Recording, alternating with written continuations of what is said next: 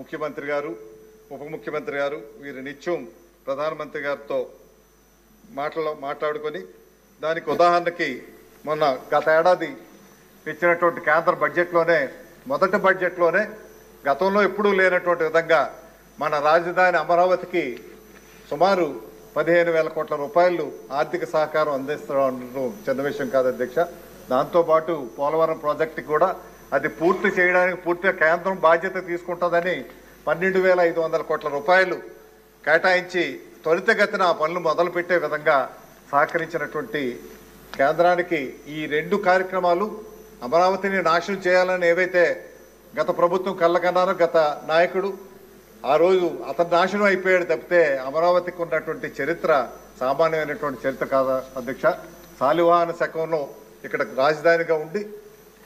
ఈ దేశంలో మొట్టమొదటి నాణ్యాలు తీసుకొచ్చింది శాలివాహన శకంలోనే. ఇక్కడి నుంచి అమరావతి నుంచే కరెన్సీ నాణ్యాల రూపంగా మొదటి